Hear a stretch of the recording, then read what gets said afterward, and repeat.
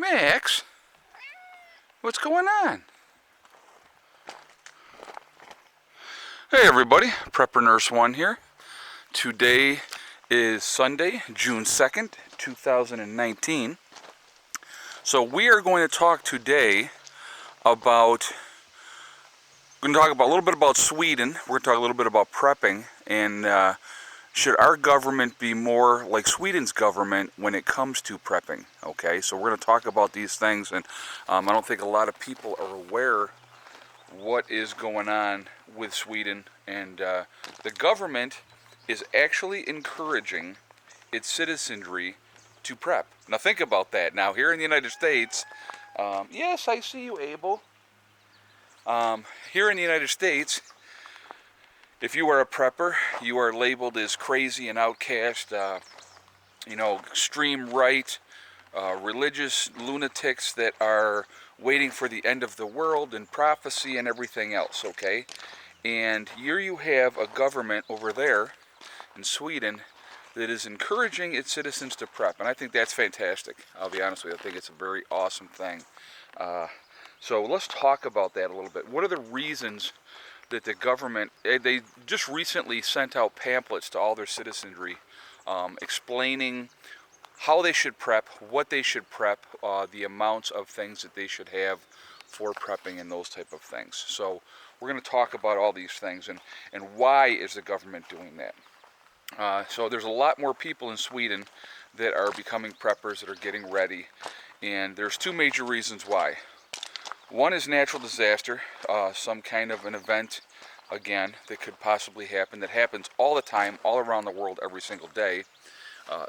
Natural disaster type of situation. But they are also very concerned over in Sweden about the threat from Russia. You have a very powerful military that, is not going to stay stagnant for too long. And, they had invaded already parts of Ukraine, as we all know. If anybody's been paying attention, they know. So they've already done that, okay? And so the Swedish government sees that as there's going to be a conflict across the European continent of some sort, and they've done some analysis and they feel like Russia is gearing up for that, okay? So again, with that threat, the government is encouraging people to prep, not even just for natural disasters, but also for armed conflict. So again, it's like they've really amped up and encouraged people to do that. I personally believe that our own government should be doing the same exact thing. I think it should be encouraging the citizens to be prepping, to be ready, to be self-sufficient, instead of being so reliant on the government as most of the people in this country are right now. More and more people are waking up daily, I'll be honest with you. I see it all the time. I talk to a lot of people, even a little prepper lady. I mean, even though she grew up in that kind of environment where her mom was, always in a prepping mindset, she never really had gotten into it before until, she started watching some videos and seeing what's going on and starting to pay attention and not, having the distractions. It's starting to rain again. It's been raining off and on all day, so I'm going to go up over here. So again, she, so she started, paying attention of what's going on and not dealing with the distractions like a lot of people do. Okay.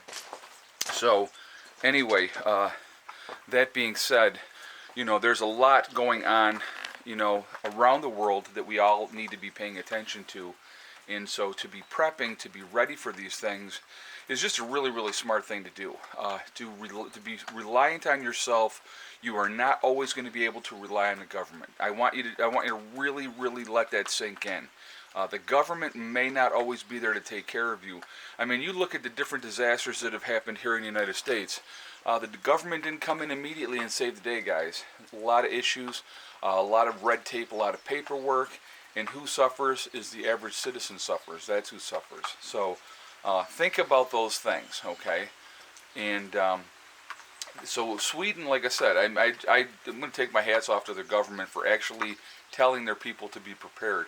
I mean, obviously they're a very small country, and but again, I think that it's a very smart move on their part. to encourage their residents or their citizenry to, you know, get going, get prepping, be self-reliant. And again, we need more of that here in the United States as well. We really, truly do. So anyway, I also wanted to give you an update. Obviously, you guys can see the solar rack. I talked to Brian today.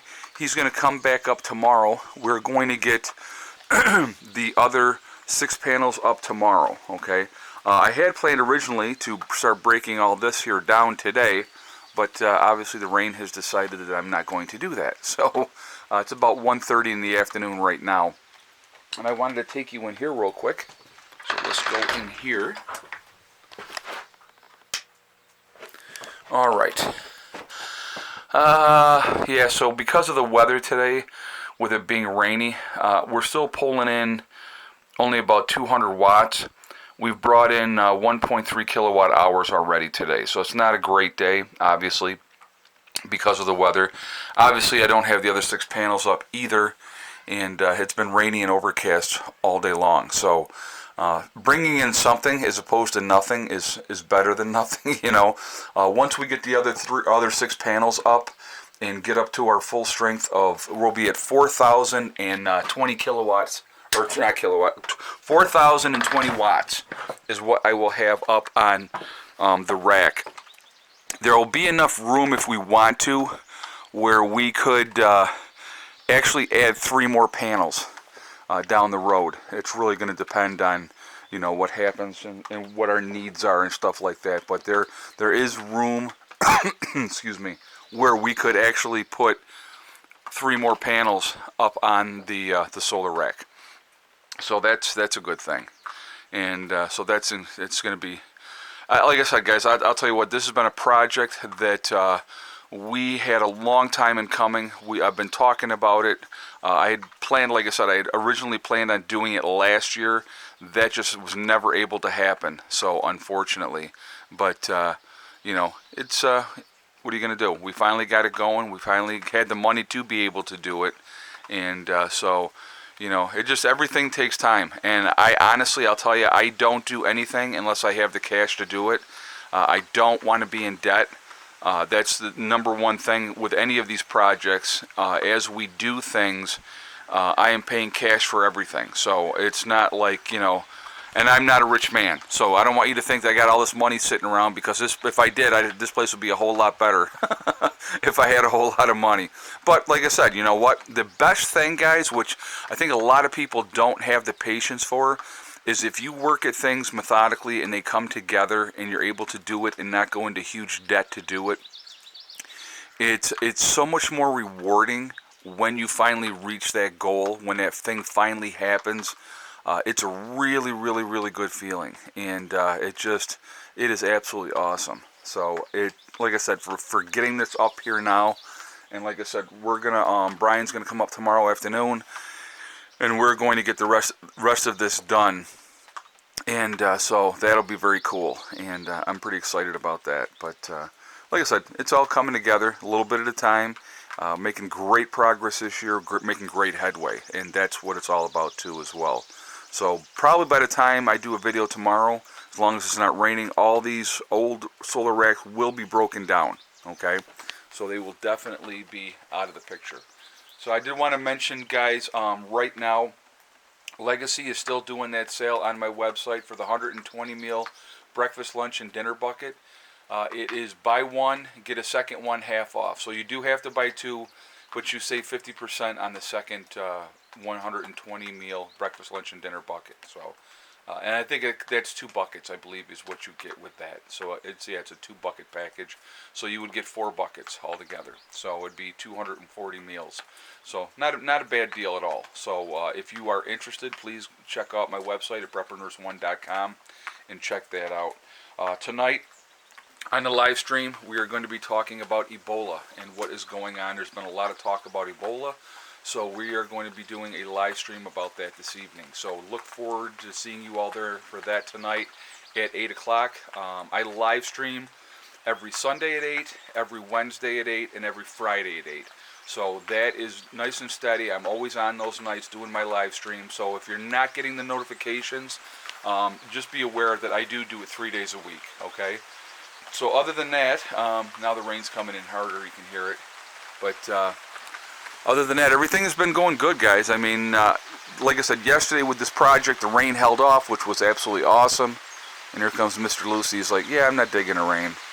What happened, Luce? It started getting wet? Yeah. Anyway, guys, I'm going to jump off of here for now. I will see you all tonight in the live stream. Remember, I'd like to hear your thoughts on this situation, what you think with Sweden, okay? I definitely would like to hear your feedback on that, with the government encouraging its citizens to prep. And like I said, I believe we should be doing that here in the United States as well. But anyway, remember, guys, we are all in this together. That's important to remember. Also remember, hug and kiss the ones you love. Tell them every single day. Tomorrow is not guaranteed. We never know what's going to happen in life. And remember, guys, STD. It's one step at a time, one thing at a time, and one day at a time. Whatever you're trying to do, whatever you're trying to accomplish, you can do it. The only one that's going to stop you from getting there is yourself. Nobody else can stop you. So stay positive, stay focused, and you will be fine, okay? I hope everybody's having a great day. I will talk to you all later tonight, obviously in the live stream. Prepper Nurse 1, out for now.